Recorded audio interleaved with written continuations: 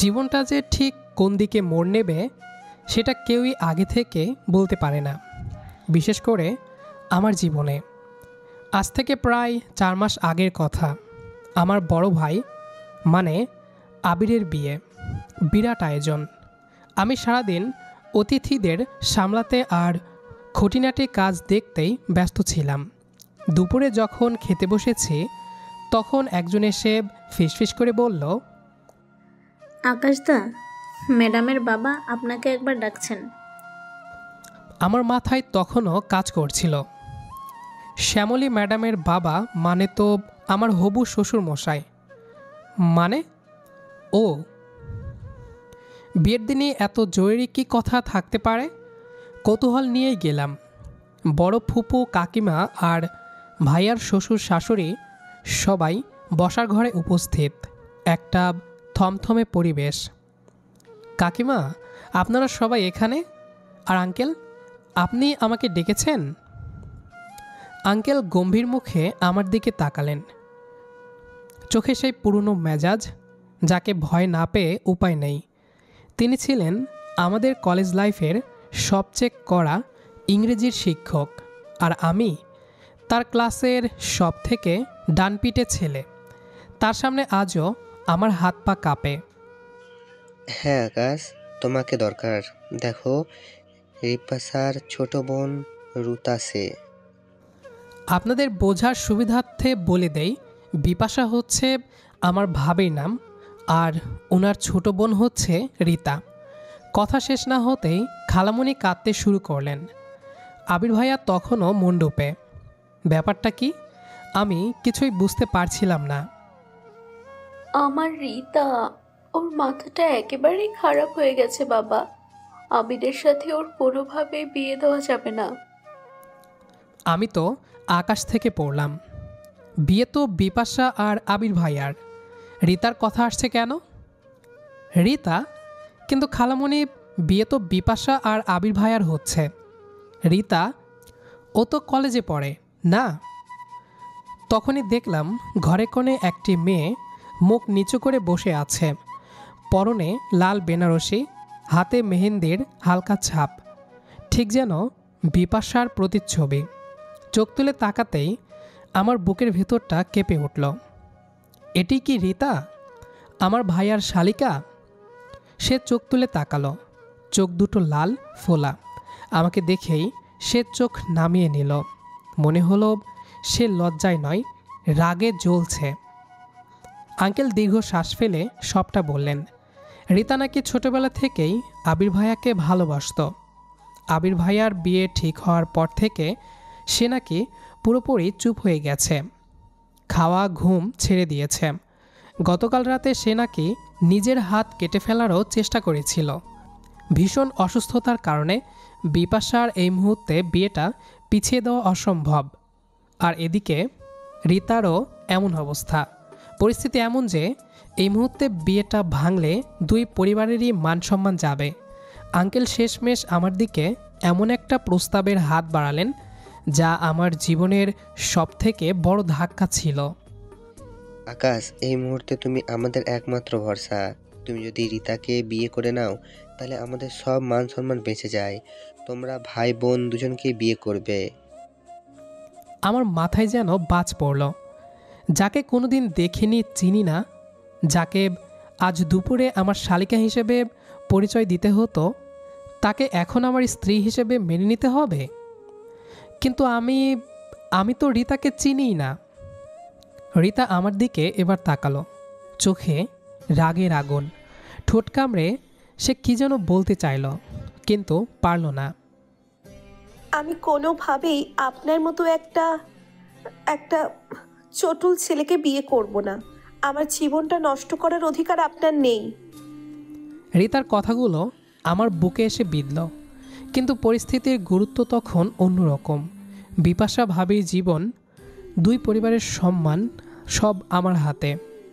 আমি একটা গভীর নিঃশ্বাস নিলাম, আর এরপরে জীবনের সবথেকে বড় সিদ্ধান্তটা নিয়ে ফেললাম। ঠিক আছে, আমি রীতাকে বিয়ে করতে রাজি, তবে একটা শর্ত আছে। আমি আপনার জন্য এই পর্যন্ত লিখেছি।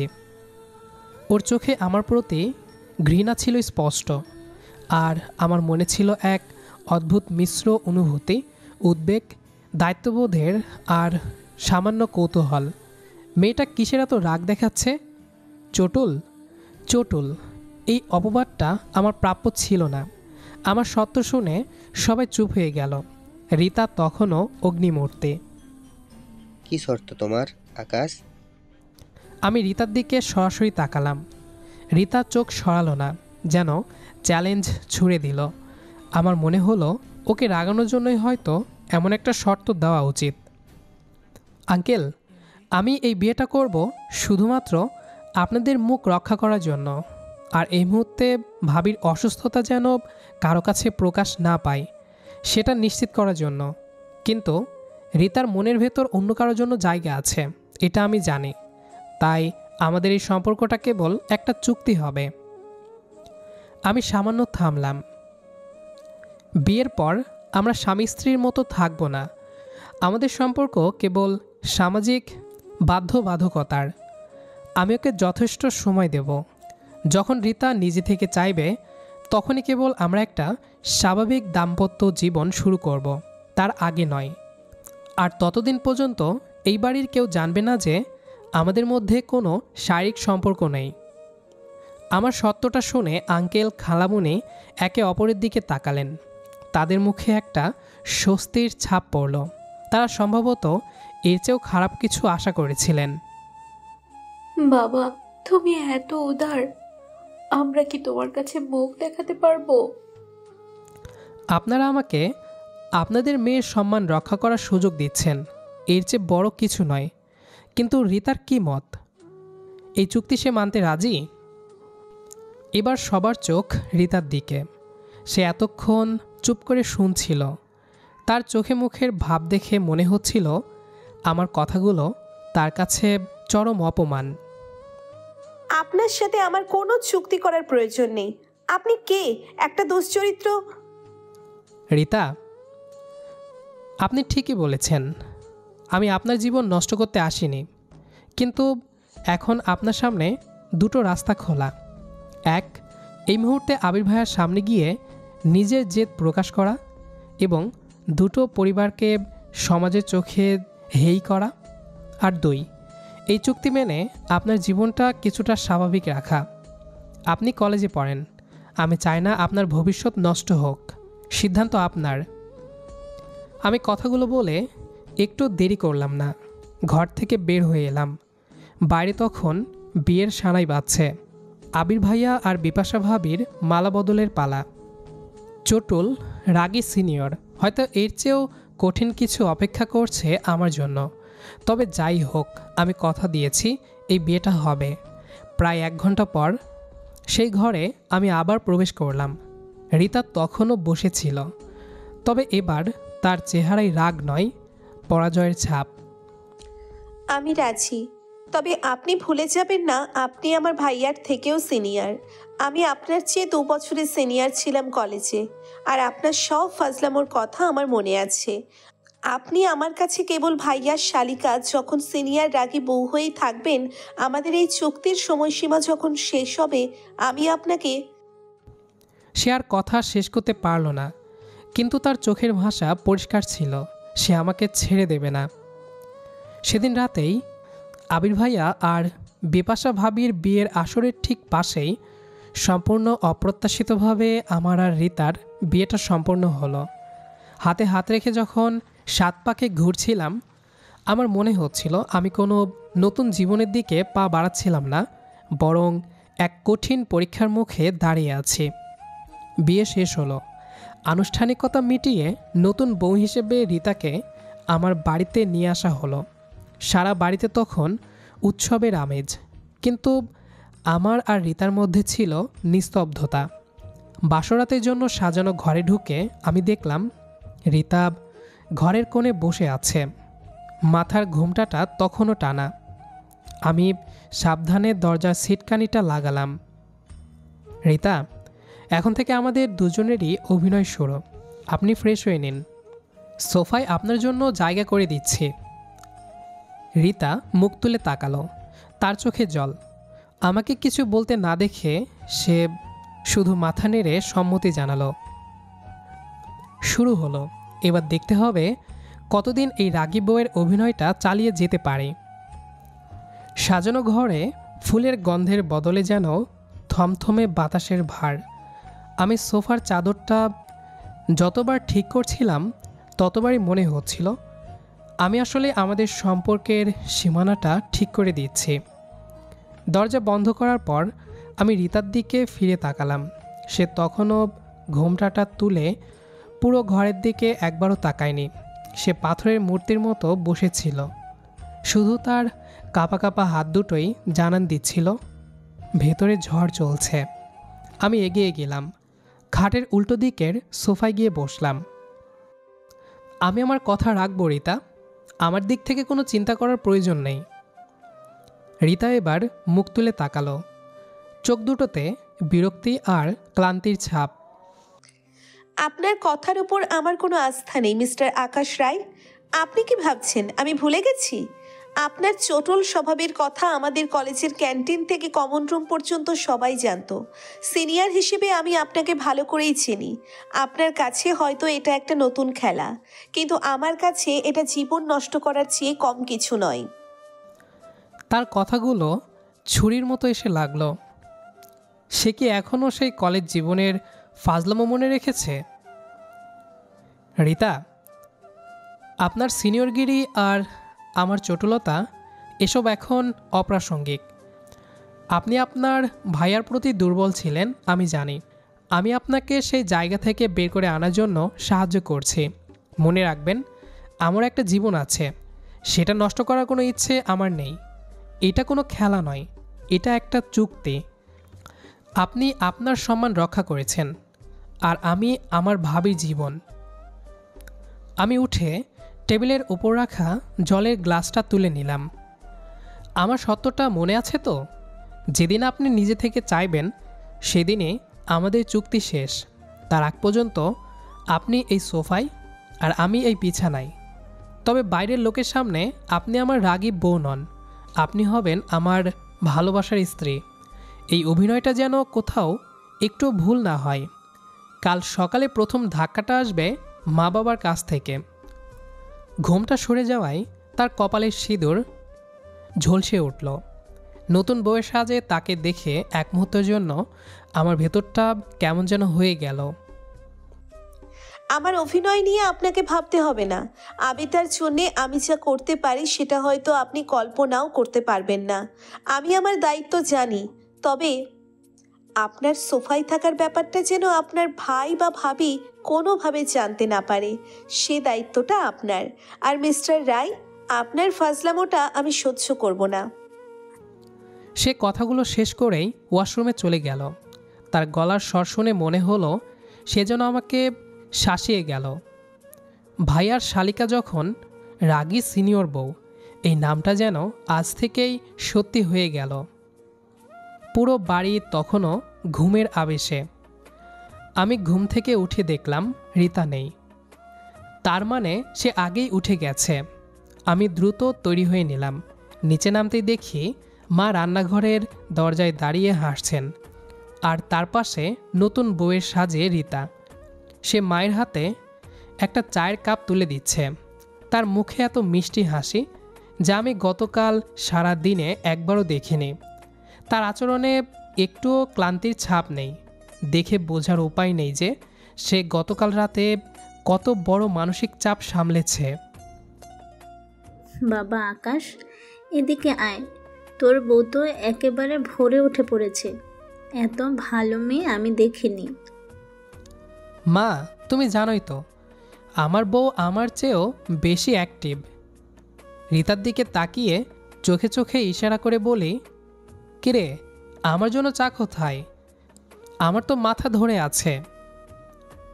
রিতা মিষ্টি হেসে আমার দিকে তাকালো, কিন্তু সেই হাসিতে এক চিলতে বিদ্রূপ লুকানো ছিল। ও মা, তোমার মাথা ধরেছে? দাঁড়াও, তোমার জন্য আমি নিজে হাতে আদা চা বানাচ্ছি। কাল সারা রাত তুমি আমার খেয়াল রেখেছো, তোমারও তো বিশ্রাম দরকার। তার কথায় মাসহ আশেপাশের সবাই খুব খুশি হলেন। কিন্তু আমি জানতাম এই খেয়াল রাখা কথাটা বলে সে আমাকে কি ইঙ্গিত দিল। সে আমাকে মনে করিয়ে দিল তুমি সোফায় ছিলে আর আমি তোমাকে কষ্ট দিয়েছি। এর আগে সিনিয়র বউয়ের চালটা আমি বুঝতে পারলাম। বাপরে, কি কঠিন প্রতিপক্ষ! এই মেয়ে আবির ভাইয়ের জন্য যতটা কষ্ট পেয়েছে ঠিক ততটা জেদ আমার ওপর প্রয়োগ করবে।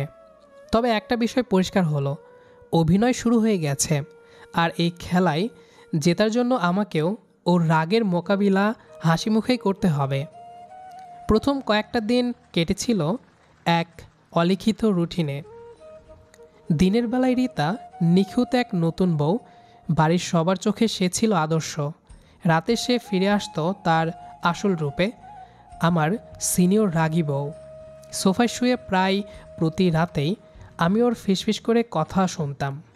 কখনো অভিমান, কখনো জেদ, কখনো বা আবির ভাইয়ার নাম ধরে চাপা কান্না। আমার খারাপ লাগতো, কিন্তু আমি জানতাম আমাকে দেওয়া সময়সীমা পার হওয়ার আগে ওকে জোর করাটা ঠিক হবে না। একদিন সকালে আমি রেডি হচ্ছিলাম অফিসের জন্য। রীতা তখন ড্রেসিং টেবিলের সামনে চুল আঁচড়াচ্ছিল। ওর দিকে তাকিয়ে আমার একটা কথা মনে হলো। রীতা, একটা কথা জিজ্ঞেস করব? চুক্তির বাইরে ব্যক্তিগত প্রশ্ন করবেন না। এটা চুক্তির বাইরে নয়। আপনার রাগটা আমার প্রতি কেন? আবির ভাইয়ের ওপর তো নয়। তিনি তো জানতেনও না আপনার অনুভূতির কথা। রীতা হঠাৎ করে আঁচড়ানো থামিয়ে আমার দিকে ঘুরল। ওর চোখ দুটোতে এবার রাগ ছিল না, ছিল গভীর এক কষ্ট। আবির তা সরল, কিন্তু আপনি তো সব জেনেও পরিস্থিতিকে ব্যবহার করলেন। সবার সামনে আমার অসহায়ত্বকে ঢাল বানালেন।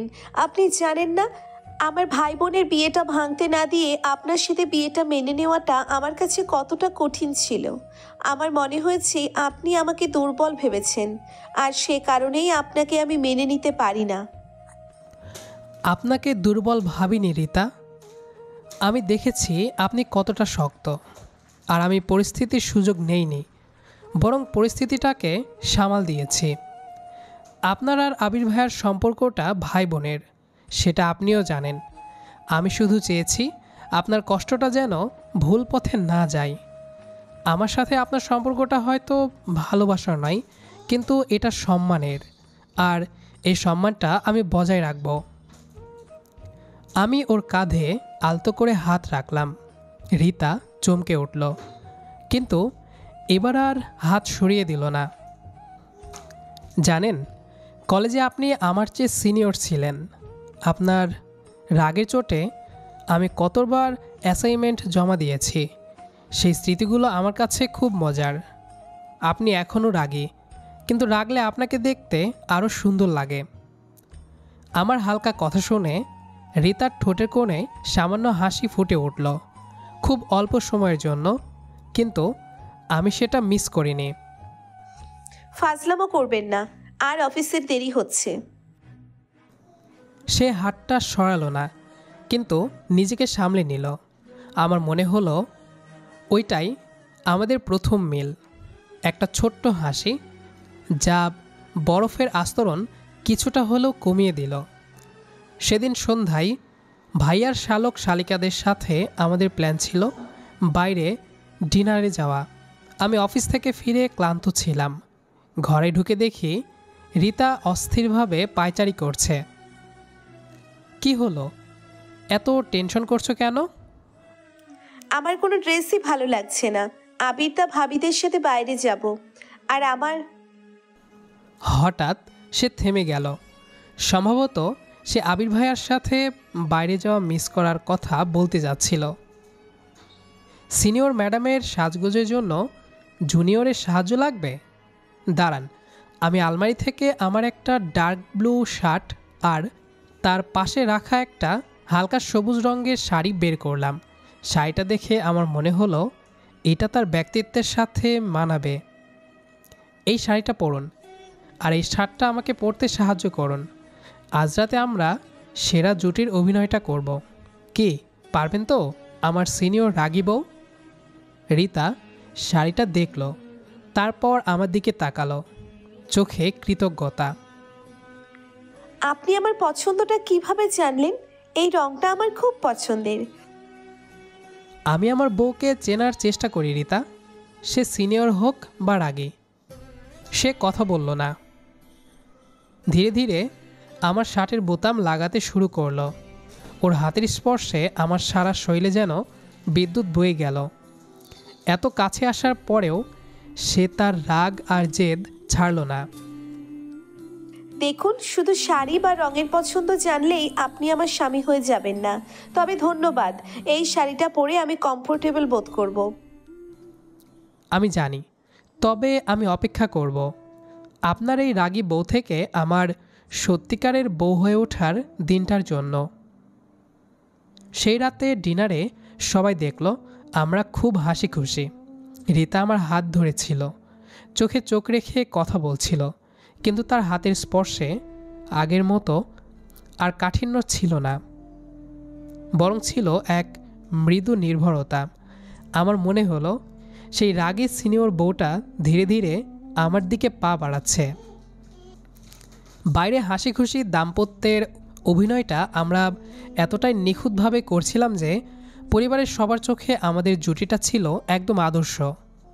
দিনের পর দিন এই ঘনিষ্ঠ অভিনয় করতে গিয়ে অজান্তেই রিতা আর আমার মাঝে তৈরি হওয়া দূরত্বটা কমতে শুরু করছিল। মাসখানেক পরে কথা, রিতা কলেজের শেষে সেমিস্টারে গুরুত্বপূর্ণ পরীক্ষা ছিল। সে পড়াশোনা নিয়ে ভীষণ চাপে ছিল। আমি নিজে থেকেই তাকে সাহায্য করছিলাম। একদিন রাতে রিতা সোফা ছেড়ে আমার পাশে এসে বসল। আকাশ, একটা বিষয় কিছুতেই মাথায় ঢুকছে না। এই ফর্মুলাটা আপনি কিভাবে এত সহজে মনে রাখতেন? পদার্থবিজ্ঞানের নিউক্লিয়ার ফিজিক্স, তাই না? এটা তো আমার পছন্দের টপিক ছিল। আমি ওকে বোঝাতে শুরু করলাম, তুমি এই কঠিন জিনিসগুলো এত সহজে কেন ছেড়ে দিতে চাইছো? মনোযোগ দাও। আমাদের মধ্যে সেদিন দীর্ঘক্ষণ পড়াশোনা নিয়ে কথা হলো। হঠাৎ এক সময় রিতা মাথাটা আমার কাঁধে এলিয়ে দিল, হয়তো ক্লান্তিতে, হয়তোবা একটু নির্ভরতায়। তার চুলের গন্ধ আমার নাকে এসে লাগছিল, হৃৎপিণ্ডটা জোরে ধরফর করছিল। রিতা, আপনি কি আমার ওপর ভরসা করছেন? রিতা চোখ বন্ধ রেখেই উত্তর দিল, আমি আবিদার কাছ থেকে যে সমর্থনটা আশা করেছিলাম সেটা আপনি দিয়েছেন। আপনি আমার স্বপ্ন পূরণে সাহায্য করছেন। এটা ভরসা নয় তো কি? তবে চুক্তি এখনো বহাল। আমি আর কথা বাড়ালাম না। ও ঘুমিয়ে পড়লে আমি সাবধানে ওকে খাটে শুইয়ে দিলাম এবং সোফায় গিয়ে শুলাম। পরের দিন দুপুরে সেই অপ্রত্যাশিত মুহূর্ত এলো। আমি অফিস থেকে লাঞ্চের জন্য বাড়ি ফিরেছি। রান্নাঘরে গিয়ে দেখি রিতা নেই, কিন্তু ডাইনিং টেবিলে একটা খোলা ডায়েরি রাখা। কৌতূহলবশত আমি ডায়েরিটার দিকে তাকালাম। ওটা ছিল রিতার কলেজ জীবনের ডায়েরি। প্রথম পাতাটা উল্টাতেই আমার চোখ আটকে গেল একটা লেখার ওপর। 30শে মার্চ 2017। আজ আবির্দা আর বিপাশা দিদির বিয়ের কথা ফাইনাল হলো। আমার পৃথিবীটা ভেঙে গেল, কিন্তু কাউকে বলতে পারছি না। শুধু চেয়েছিলাম আবির্দার জীবনে আমি প্রথম মানুষ হই। আমি ডায়েরিটা বন্ধ করে দিয়েছিলাম। তখনই একটা পুরনো চিঠি বেরিয়ে এলো। চিঠিটা আবির ভাইয়ার লেখা। রিতা, তুমি আমার ছোট বোন, সব সময়েই থাকবে।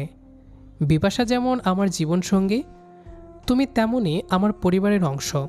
তোমার রাগ জেদ আমি খুব ভালোবাসি, কিন্তু অন্যরকম ভালোবাসা, সেটা আমি তোমাকে দিতে পারবো না। শুভকামনা আবির্দা। আমি চিঠিটা হাতে নিয়ে দাঁড়িয়ে আছি। এমন সময় রিতা রান্নাঘর থেকে এলো। আমাকে হাতে চিঠি আর ডায়েরি দেখতে পেয়ে তার চোখ দুটো যেন রাগে জ্বলে উঠল। আপনার সাহস কি করে হলো আমার ব্যক্তিগত জিনিসে হাত দেওয়ার? চুক্তি লঙ্ঘন করছেন আপনি। আপনি আমার প্রতি কোনো সম্মান দেখাননি। আপনার আর আমার মধ্যে কোনো পার্থক্য নেই। আপনি সেই চটুল। তার চোখে জল চলে এলো। সে মুহূর্তে আমার কোনো কথা শুনতে রাজি ছিল না। সে ভাবছিল আমি ওর দুর্বলতা জেনে ওকে নিয়ে মজা করছি। আমি আমি দুঃখিত, আমি দেখতে চাইনি। চিঠিটা টেবিলে ছিল। চুপ করুন। আপনি আমাকে ভরসা রাখতে শিখিয়েছিলেন, আর আপনি সেই ভরসা ভেঙে দিলেন। আপনি কি দেখতে চেয়েছিলেন আবির প্রতি আমার দুর্বলতা কতটা গভীর? আপনি কি জানতে চেয়েছিলেন আমি সত্যিই আপনার সাথে থাকতে চাই কি না? জানুন, আমি চাই না। আপনি চুক্তি ভেঙেছেন, আর এখন আমি চাইছি এই সম্পর্ক থেকে মুক্তি। রিতার ডায়েরি আর চিঠিটা টেনে নিয়ে দ্রুত ঘর থেকে বেরিয়ে গেল। আমার খারাপ লাগছিল। আমি ভুল করেছিলাম, কিন্তু আমার উদ্দেশ্য খারাপ ছিল না। আমি শুধু ওর কষ্টটা বোঝার চেষ্টা করছিলাম। মনে হলো আমাদের সম্পর্কের যে ক্ষীণ সুতোটা তৈরি হচ্ছিল তা মুহূর্তের মধ্যে ছিঁড়ে গেল। দুদিন পর রিতা তখনও আমার সাথে কথা বলা বন্ধ রেখেছিল। রাতে সে তার পুরনো রাগী সিনিয়র রূপে ফিরে এসেছিল। ঘুমানোর জন্য অন্য ঘরে চলে গিয়েছিল। আমি মন খারাপ করে অফিসের কাজ করছিলাম। তখনই বাবা এলেন। বাবা বললেন, রিতা, আজ আমার সাথে তোমার অফিসের বিষয়ে কথা ছিল। তোমার ব্যবসার এই নতুন প্রজেক্টটা নিয়ে ও কিছু দারুণ আইডিয়া দিয়েছে। ও একটা পাওয়ার পয়েন্ট স্লাইডও তৈরি করেছে। বাবা আমাকে সেই প্রেজেন্টেশন স্লাইডটা দেখালেন। স্লাইডে রিতার হাতে লেখা নোট। আমি দেখলাম তার লেখার শেষে একটা ছোট্ট চিরকুট ভাঁজ করা। চিরকুটে লেখা, রাগ কমানোর ওষুধ সরি মিস্টার রাই। আপনার ফিজিক্সের জ্ঞান আমার ব্যবসায়িক বুদ্ধির কাছে ফেল। তবে হ্যাঁ, আপনি আমাকে অসম্মানের দৃষ্টিতে দেখেননি, এটা আমি জানি। আমি আবিরদার সেই চিঠিটা লুকিয়ে রাখিনি। আপনি দেখতেই পেতেন। আমি বেশি বাড়াবাড়ি করেছি। আপনার সাথে আমার চুক্তির সময়সীমা এখনও শেষ হয়নি। কাল সকালে আপনাকে কফি দেব। আর হ্যাঁ, সোফাটা আপনার জন্যই তৈরি করা হয়েছে। আমার রাগী সিনিয়র বউয়ের জেদ সহজে ভাঙবে না, রিতা। আমি হাসি ধরে রাখতে পারলাম না।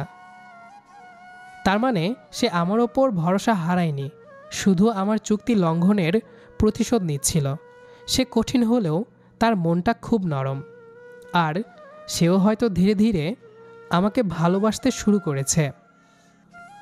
ঠিক আছে মিস্টার রাগিব, এই খেলা আমি শেষ হতে দেব না। তবে এবার আপনি সোফায় গেলেও আমি আপনার সাথে থাকব। রিতার পাঠানো চিরকুটটা হাতে নিয়ে আমার মুখে হাসি লেগেছিল। সে রাগী, কিন্তু তার রাগটা এখন আর দেওয়াল নয়, বরং ভালোবাসার আবদার। পরদিন সকালে রিতা সত্যিই আমাকে আদা চা বানিয়ে দিয়েছিল। সেই মুহূর্তে চা নয়, তার ভালোবাসার উষ্ণতাই আমার মনকে ছুঁয়েছিল। দিনের পর দিন আমাদের অভিনয়টা আরও গভীর হচ্ছিল। রাতের বেলা সোফায় শুয়েও আমি অনুভব করতাম রিতা জেগে আছে। সে হয়তো অপেক্ষা করত আমার একটা আহ্বানের জন্য। একদিন রাতে বাইরে প্রচণ্ড বৃষ্টি হচ্ছিল, বিদ্যুৎ চমকাচ্ছিল আর মেঘ ডাকছিল। রিতা নিজের ঘরে ঘুমাচ্ছিল, কিন্তু বিকট শব্দে সে ভয় পেয়ে চিৎকার করে উঠল। আকাশ! আমি মুহূর্তেই সোফা ছেড়ে উঠে ওর পাশে গেলাম। সে গুটিয়ে বসেছিল। ভয় নেই রিতা, আমি আছি। আমি ওর হাতটা ধরলাম। তার হাত বরফের মতো ঠান্ডা ছিল। ওকে শান্ত করতে আমি ওকে বুকের কাছে টেনে নিলাম। সে আমার শার্ট খামচে ধরল। তার ভয় মিশ্রিত উষ্ণ নিঃশ্বাস আমার গলায় লাগছিল। তুমি এত ভয় পাও? সিনিয়র হয়ে এত ভয়? সব সিনিয়ররা সব কিছুতে সাহসী হয় না। আমি তাকে আলতো করে খাটে শুয়ে দিলাম। সে চোখ বন্ধ করেছিল। আমার ওপর ভরসা রাখতে পারো তো? সে মাথা নেড়ে সম্মতি জানালো। এই মুহূর্তে সে ছিল না আমার রাগী বউ, সে ছিল শুধু আমার স্ত্রী যে ভরসা খুঁজছে। ধীরে ধীরে আমি তার কপালে আলতো করে চুমু খেলাম। সে চোখ খুলল। তার চোখে ভয় ছিল না, ছিল গভীর এক আকর্ষণ। রিতা, আমার সাথে আর কতদিন এই চুক্তির খেলা চলবে? রীতা আমাকে আর কোনো উত্তর দিল না। সে চোখ বন্ধ করে আমার কলার ধরে টেনে নিল। সেই অপ্রত্যাশিত রোমান্টিক মুহূর্তে সেদিনের পর আমাদের সম্পর্কের বাঁধনটা পুরোপুরি বদলে গেল। পরের সপ্তাহেই আমাদের বিবাহ বার্ষিকী। যদিও এটা আমাদের ভাই ভাবির বিয়ের সাথে করা হয়েছিল, তবুও আমরা নিজেদের মতো করে একটা তারিখ বেছে নিলাম। সেদিন সন্ধ্যায় আমি রীতাকে সাজিয়ে একটা ক্যান্ডেল লাইট ডিনারের আয়োজন করলাম আমাদের বারান্দায়। রীতা লাল শাড়িতে ঝলমল করছিল। এই প্রথম সে আমার দেওয়া শাড়িটা এত মন দিয়ে পরেছিল। মিস রাগী সিনিয়র বউ, আমার জীবনটাকে তুমি উল্টে দিয়েছ। আমি চটুল ছিলাম, স্বীকার করছি, কিন্তু তোমার জেদ আর তোমার নিষ্পাপ ভালোবাসার জোরে আমি নিজেকে বদলে ফেলেছি। আজ আমি সেই চুক্তির অবসান চাই। চুক্তি আমি শেষ করছি আকাশ। আসলে আবির তার প্রতি আমার যে অনুভূতি ছিল সেটা ভালোবাসা ছিল না, ছিল মুগ্ধতা। আপনার সাথে এই কটা মাস থাকতে গিয়ে বুঝেছি আপনিই আমার প্রকৃত জীবন সঙ্গী। আপনি আমাকে সম্মান দিয়েছেন, আমার স্বপ্নকে মূল্য দিয়েছেন। আমি আমি আপনাকে ভালোবাসি। আমি উঠে দাঁড়ালাম। রীতাও আমার সাথে উঠে দাঁড়ালো। আমি তোমাকে বিয়ে করেছিলাম একটা পরিবারকে বাঁচাতে, কিন্তু আজ আমি তোমাকে বিয়ে করতে চাই আমার জীবনকে পূর্ণ করতে। এরপর আমি পকেট থেকে একটা ছোট্ট বক্স বের করলাম, তাতে একটা সুন্দর হীরার আংটি। এবার তুমি আমার ভাইয়ার শালি কেন, তুমি শুধুই আমার রাগী বউ। আজ থেকে তুমি শুধু আমার। রীতা কেঁদে ফেলল, কিন্তু এই কান্না ছিল আনন্দের। আমি রাজি মিস্টার রায়, তবে একটা কথা। কি কথা? আমার সিনিয়রগিরিটা কিন্তু সহজে যাবে না, আর রাগটা ওটা হয়তো তোমার জন্যেই রাখা। সে কথা শেষ করার আগেই আমি ওকে বাহুডোরে টেনে নিলাম। আমার রাগী সিনিয়র বউ, তোমার রাগটা এখন আমার ভালোবাসার অংশ। সেই রাতে তাদের মধ্যে আর কোনো সোফা কিংবা চুক্তির দেওয়াল ছিল না, ছিল শুধুই ভালোবাসার অঙ্গীকার। বাইরে তখনও মৃদু বৃষ্টি, কিন্তু তাদের জীবনে তখন বসন্তের আগমন। তো দর্শক বন্ধুরা, আমরা গল্পটির শেষ প্রান্তে চলে এসেছি। তো গল্পটি আপনাদের কাছে কেমন লেগেছে সেটা অবশ্যই কমেন্ট করে জানাবেন। দেখা হবে আবারও নতুন কোনো গল্প নিয়ে। সেই পর্যন্ত আমাদের সাথেই থাকবেন। আর আমাদের আজকের গল্পটি যারা শেষ পর্যন্ত শুনেছেন তাদের সবাইকে অসংখ্য ধন্যবাদ।